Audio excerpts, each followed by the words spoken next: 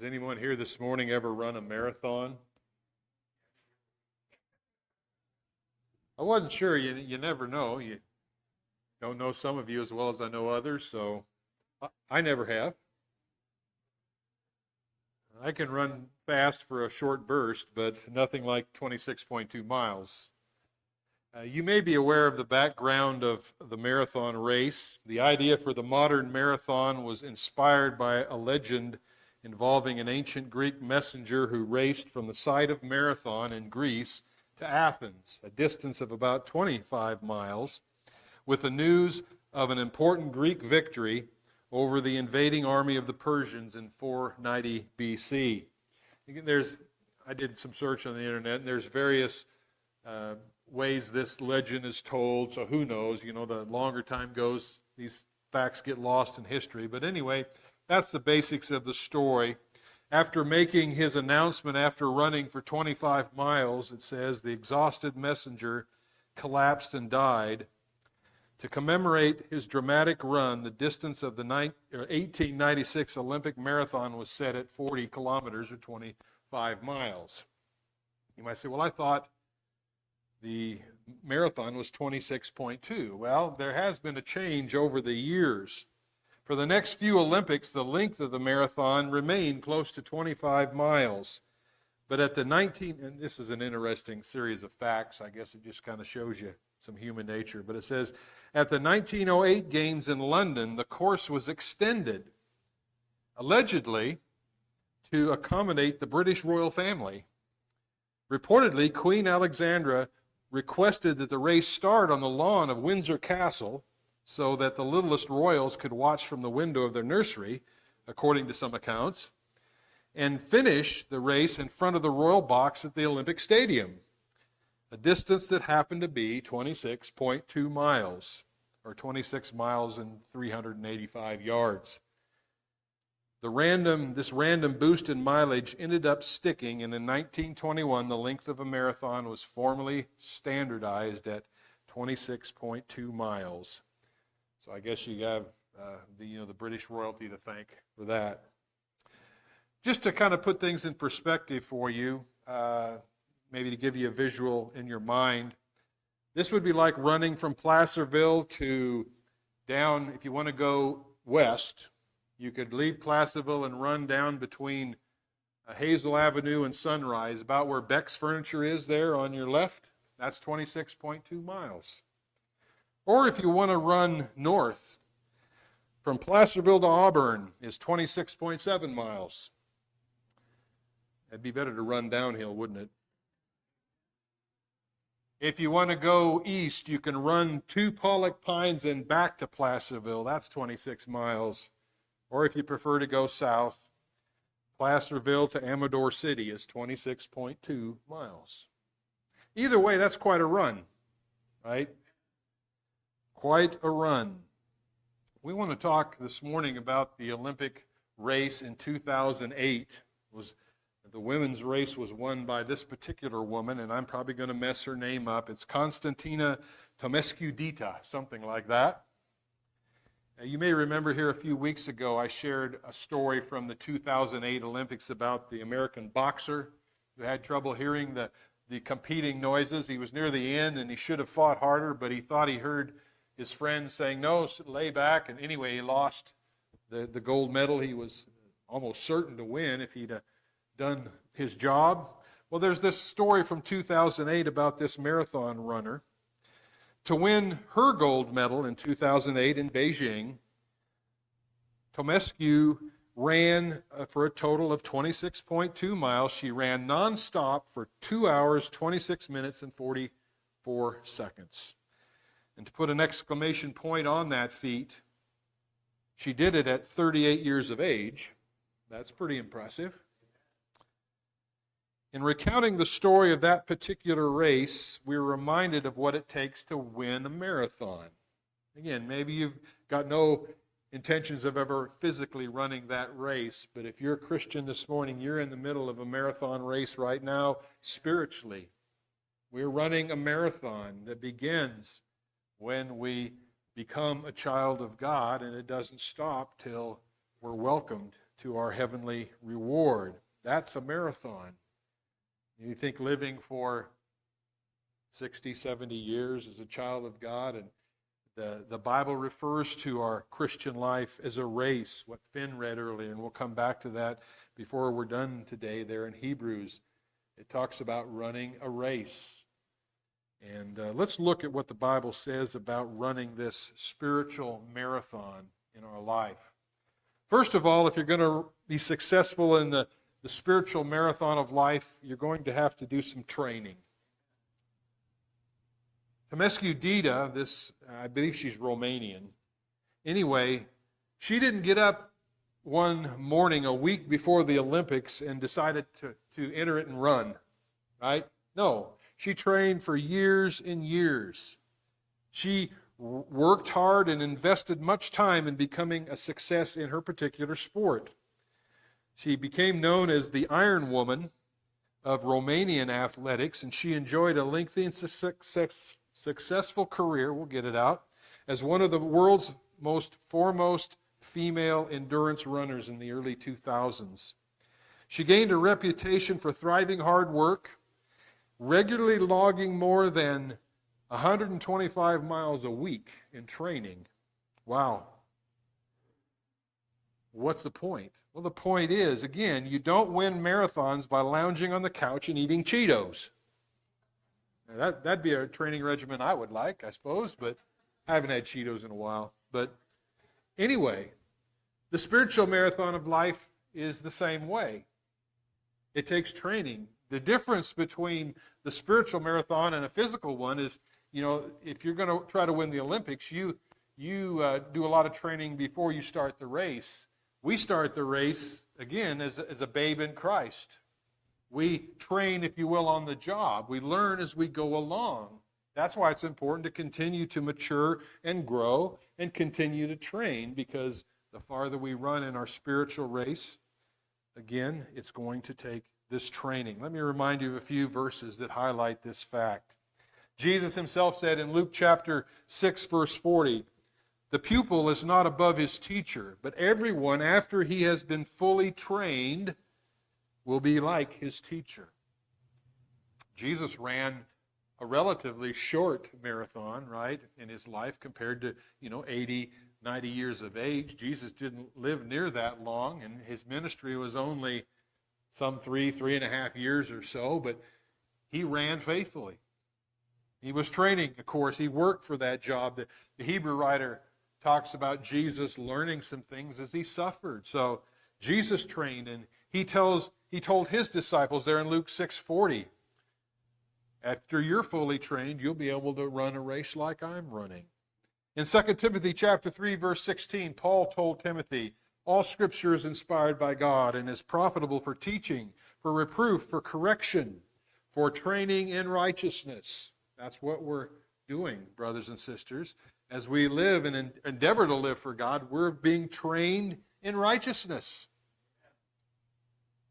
Hebrews chapter 5, verse 14 reminds us that solid food is for the mature, who because of what? Practice, have their senses trained to discern good and evil. If you've lived as a Christian for 30, 40, 50 years, I hope you're better today than you were 30 years ago at discerning good and evil. If not, you haven't been doing much training. As we grow and learn, we become better at things. And the Hebrew writer, again, he says, because of practice, you train your senses to be able to detect these things. Finally, Hebrews chapter 12 and verse 11. The writer there says, "All discipline for the moment seems not to be joyful." And you could substitute the word training there if you like. All training for the moment seems not to be joyful but sorrowful. If you've ever trained for some physical event, maybe you were an athlete when you were younger, and it's hard work to be good at what you're endeavoring to be good at. Seems sorrowful, this discipline or training, yet, the writer says, to those who have been trained by it, it yields afterwards the peaceful fruit of righteousness. Again, training leads to these goals we have in our life. It takes training to run the Christian life. But there's another key. It's endurance. Really, we could say that it's endurance that's built by this training, right? Those who watched the race of Constantina Temescu in 2008 noticed a few things. It says, as the race progressed there, pain and exhaustion became more and more evident on the young racer's face, right? And if you've ever watched a race like that, you can see it. You start out pretty fresh at the beginning of a marathon. You might be bouncing there at the start line ready to go, but as the miles wear on, you start to see the beads of sweat and maybe some knotting of the muscles. That happened to this runner we're talking about this morning. Her lungs and muscles, and again, if you've ever run that race, the racers will tell you, you'll reach a point in that race where your muscles and lungs are crying out for stop the torture, right? You hear of a runner talking about hitting a wall. You've got to run through that wall and go on. But her training and determination enabled her to push through the pain and on to the victory. She did that successfully. Once again, the comparison is pretty clear with our spiritual race, our spiritual marathon. We train so that we can endure. We train so that when things around us or within us are crying out for us, oh, what's the use? I just as well give up. You got to push through that. You got to endure through that. We're reminded often in the Scriptures about this. Once again, the Hebrew writer in chapter 10, verse 36 this time, he tells, and again, by the way, the whole book of Hebrews is written to some people who were at a point in their Christian race where they were thinking about, you know what, I'm going to give up. The book is designed to encourage them not to do that. Hebrews 10:36 says, for you have need of endurance. Stamina might be another word you want to use there. Why do you need this endurance, the Hebrew writer says? So that when you have done the will of God, you may receive what is promised. And of course, he's looking ahead to that crown of victory, right? But you don't get that crown of victory unless you endure to the finish line. Hebrews 12, verse 1. This was part of what Finn read earlier. He says, the writer says, therefore, since we have so great a cloud of witnesses surrounding us, let us also lay aside every encumbrance and the sin which so easily entangles us, and let us run with endurance the race that is set before us. Right? God sets out the race course. Your course might look a little bit different than mine. God determines all the twists and turns in that marathon of life. But yet we're called to endure the race set before us and to run with endurance, push through the struggles of life. James chapter 1, verses 2 and 3 encourages those Christians. He says, consider it all joy, my brethren, when you encounter various trials, knowing that the testing of your faith produces what? Endurance. Once again, working those muscles, training those lungs to take in deep breaths of air, trains you to endure, to push through that wall that all of us face at one point or another. Finally, Romans chapter 5, verse 3. Paul knew something about the need for endurance in his ministry, but he says, not only this, but we also exult in our tribulations. Why would Paul say that? Well, for the same reasons James just said it as we read. We also exult in our tribulations, knowing that tribulation, that's an old-fashioned word, but our struggles, the problems we face, knowing that our tribulation brings about perseverance or endurance. Frankly, for those of you that are older in the faith, that's why perhaps you face certain tests in your life easier today than you did 20, 30 years ago. Because you've been through that, you've run through that wall before. And you know it can be done. That's what we all aim for in our life. Thirdly, if we're going to run successfully the Christian marathon of life, we need concentration. Notice what was also said about this young Romanian woman's run there in 2008. Those who watched the race said at about the halfway point, 13 miles or so, of the race, Temescu Dita began to put some distance between herself and the rest of the front runners. You know, everybody starts out a marathon in a big crowd of people, right? You people falling over each other trying to start, but as the race wears on, you start to separate the serious runners from the less serious ones. Well, Temescu Dita started to put some distance due to her training, due to her endurance. She started to get a lead. She increased her lead until at one point she was at least a full minute ahead of her competitors. That's quite a lead in a marathon, I'm guessing. But the person watching the race said, I never saw her look back over her shoulder until near the end of the race. Why was that? Because it didn't matter how close anyone was behind her. She just had to stay focused on where she was aiming for, the end of the race. You see, marathons are won by concentrating on the goal ahead of you and not by worrying about what is behind you. We can get wrapped up looking over our shoulders. I've seen that in car races. Maybe you prefer that sport, right? You've got a stock car race, and if you're worried about some guy passing you, guess what's going to happen? While you're looking over this shoulder, he's going to sneak around this side. Something like that. You got to keep doing your job. You got to keep running your race. That's what Hebrews 12 verses 2 and 3, we read verse 1 a moment ago. After saying, run the race with endurance is set before you, the Hebrew writer goes on to say, we need to fix our eyes on who? Jesus.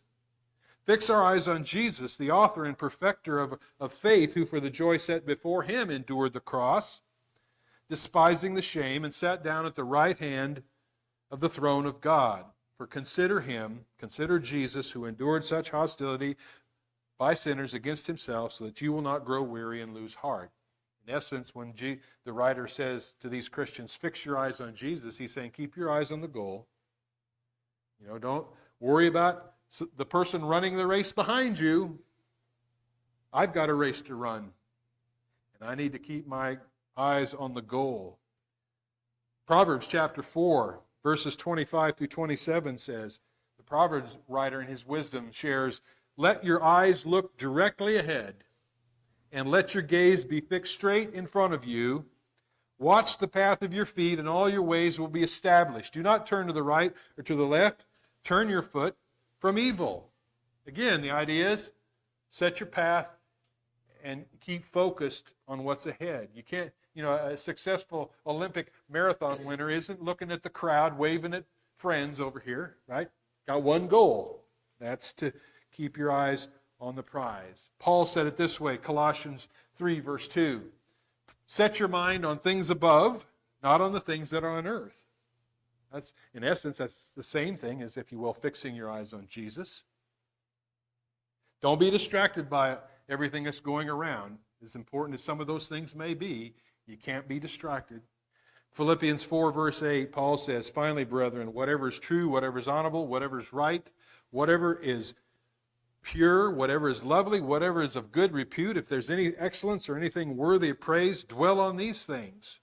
So part of our focus is not just on what we see, but on what we think. Part of a race, especially a marathon race, is a mental battle. Because your body may be telling you, let's quit. I don't want to run anymore. Now you got to think about the goal. Finally, a successful Christian marathon is run with encouragement. Those who watched that race in Beijing in 2008, the marathon in Beijing was arranged in such a way that the stadium, which was home to the finish line, came into the runner's view while they were still over a mile away. Got 26 miles. They set out the course. Well, you got within a mile, you could see the finish line, if you will. You knew it was in that stadium. Commentators spoke of the boost of adrenaline that sight would likely provide to Temescu Dita when she could finally see her goal within reach. Imagine you've run for 25 miles and man, it's been a struggle, but you turn a corner and the finish line comes into view, and maybe people are starting to line the sides of the street at that point and cheer, and then you go into that stadium that was probably full of thousands of people to watch the finish line, and they would erupt into applause as they see that, at this point it'd be a lone runner out of however many started the race. And she was encouraged, no doubt, probably forgot at that point a lot of the pain that she endured for those 26 miles. In Romans chapter 15, verse 4, Paul reminds his readers, he says, whatever was written in earlier times was written for our instruction. Paul there thinking about the Old Testament scriptures would have been for him. He says those things were written so we could learn some things, so that through the perseverance or the endurance and the encouragement of the scriptures, we might have hope. See, we go back to study those lives of faithful people from so long ago, not perfect people, but faithful people. We go back and study those stories because we're encouraged. Because we know in our lives, we're less than faithful at times, but yet God uses people like that. But we just got to finish the race. Hebrews 6:18, the writer says, so that by two unchangeable things in which it is impossible for God to lie, we who have taken refuge would have strong encouragement to take hold of the hope that is set before us. Take hold of the hope God has given you of the reward that waits for the runners who finish the race. Hebrews 11, verses 9 and 10, and some people picture the entire chapter of Hebrews 11 as kind of a gallery of those Old Testament faithful who ran their race, watching and cheering on. When you get into chapter 12, it talks about so great a cloud of witnesses, and maybe that's what's going on. They're waiting for us to finish. In the crowd cheering us on. What a picture. 1 Thessalonians 5:11. Therefore, the writer says, Paul, encourage one another and build one another up, just as you also are doing. See, a marathon race is hard enough without people discouraging you. Imagine running a physical marathon and all the people lining the streets are yelling at you, just quit, why don't you? Give up, you'll never make it. Well, it's hard enough to run a race without that kind of support. No, we need people encouraging us. And that's what hopefully we take time every week on this day to do that, right? Keep running.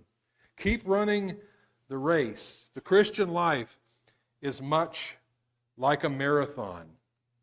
Very much so. We've seen several comparisons today. If we hope to be victorious, we will also need training.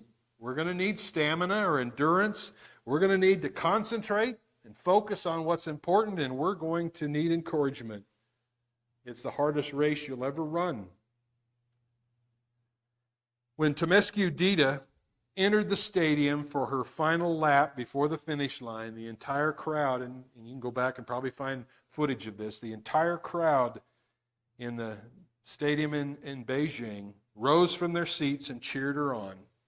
Faithful saints of all ages are cheering you on and me on to a spiritual victory. And I would ask you this morning, are you determined to finish the race? Are you determined like the Apostle Paul? Are you prepared as you maybe get close to the finish line to say things like, I have fought the good fight, I've finished the course, I've kept the faith. In the future there's laid up for me the crown of righteousness, which the Lord, the righteous judge, will give not only to me, but all those who've loved his appearing. 2 Timothy 4:7 and 8. Paul knew he was nearing the finish line, and he could look back over his life through even the stumbles he'd made. He says, I've ran the race. I'm finishing the race. Are you determined to finish the race this morning by faith? I encourage you to do that as we stand and sing.